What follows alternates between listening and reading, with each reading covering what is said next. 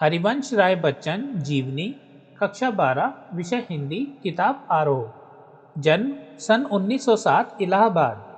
प्रमुख रचनाएं मधुशाला 1935, मधुबाला 1938, मधु कलश 1938, निशा निमंत्रण, एकांत संगीत, आकुल अंतर, मिलन यामिनी, सतरंगिनी, आरती और अंगारे, नए पुराने झरोके, टूटी फूटी कड़ियाँ, काव्य संग्रह, क्या भूलूं क्या याद करूं, नीड़ का निर्माण फिर, बसेरे से दूर, 10 द्वार से सोपान तक, आत्मकथा 4 खंड, हेमलेट, जन्म गीता, मैकबेथ, अनुवाद, प्रवासी की डायरी। उनका पूरा वार्ड में बच्चन ग्रंथावली के नाम से 10 खंडों में प्रकाशित। निधन सन 2003 मुंबई में। पूर्व चलने के बटोही बाट की पहचान कर ले। 1942 से 1952 तक इलाहाबाद विश्वविद्यालय में प्राध्यापक, आकाशवाणी के साहित्यिक कार्यक्रमों से संबंध, फिर विदेश मंत्रालय में हिंदी विशेषज्ञ रहे। दोनों महायुद्धों के बीच मध्य वर्ग के विशुद्ध विकल मन को बच्चन ने वाणी का वरदान दिया। उन्होंने छायावाद की लाक्षणिक वक्रता के बजाय सीधी सादी जीवंत भाषा और संवेदनसिक्त गेय शैली में अपनी बात कही।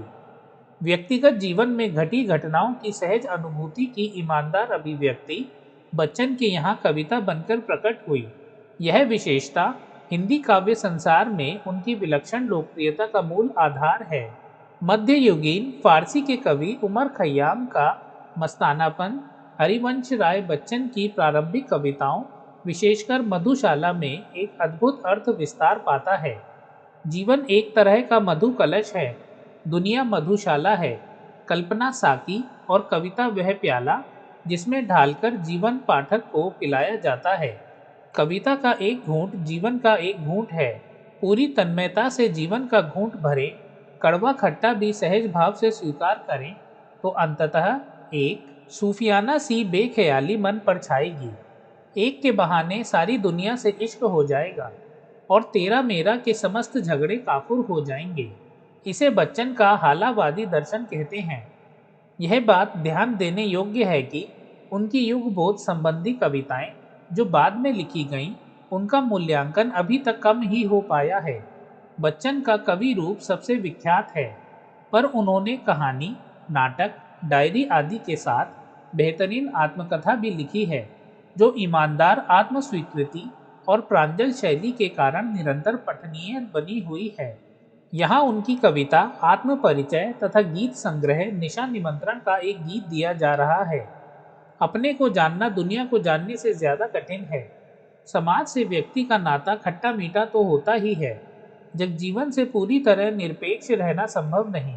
दुनिया अपने व्यंग बाण और शासन प्रशासन से चाहे जितना कष्ट दे, पर दुनिया से कटकर मनुष्य रह भी नहीं पाता, क्योंकि उसकी अपनी अस्मिता, अपनी पहचान का उत्स, उसका परिवेश ही उसकी दुनिया है। अपना परिचय देते हुए वह लगातार दुनिया से अपने द्विधात्मक और द्वंद्वात्मक संबंधों का मर्म ही उद्घाटित करता चलता है। और पूरी कविता का सारांश एक पंक्ति में यह बनता है कि दुनिया से मेरा संबंध प्रीति कलह का है, मेरा जीवन विरुद्धों का सामंजस्य है।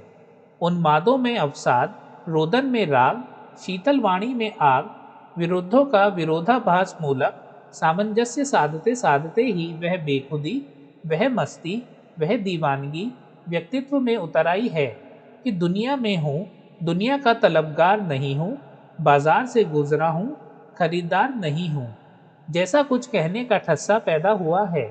यह ठस्सा ही छायावादोत्तर गीति काव्य का प्राण है।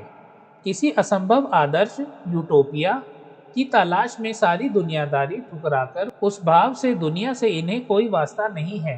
प्रीति कला का यही वितान और विरोधाभास का यह विग्रह इन्हें दूर टिमटिमाटे तारे की अबूझ रहस्यात्मकता से लाहलोट रखता है। निशा निमंत्रण से उद्धत गीत में प्रकृति के दैनिक परिवर्तनशीलता के संदर्भ में प्राणी वर्ग, विशेषकर मनुष्य के धड़कते हृदय को सुनने की काव्यात्मक कोशिश है। बहुत ही सरल सर्वानुभूत बिंबों के जरिए किसी अगोचर सत्य की रूहानी छुअन महसूस करा देना बच्चन की जो अलग विशेषता है, यह गीत उसका एक बेहतर नमूना है। किसी प्रिय आलंबन या विषय से भावी साक्षात्कार का आश्वासन ही हमारे प्रयास के पगों की गति में चंचल तेजी भर सकता है, अन्यथा हम शिथिलता और फिर जड़ता को प्राप्त होने के अभिषिक्त हो जाते हैं। गीत इस बड़े सत्य के साथ समय के गुजरते जाने के एहसास में लक्ष्य प्राप्ति के लिए कुछ कर गुजरने का जज्बा भी लिए हुए है। दोस्तों, इसी के साथ हमारी जीवनी यहाँ समाप्त होती है। अगर आपको वीडियो अच्छी लगे तो इसे लाइक कीजिए और अपने दोस्तों के साथ इसे शेयर कीजिए। मिलते हैं नेक्स्ट वीडियो में। वीडियो देखने के लिए आपका धन्यवाद।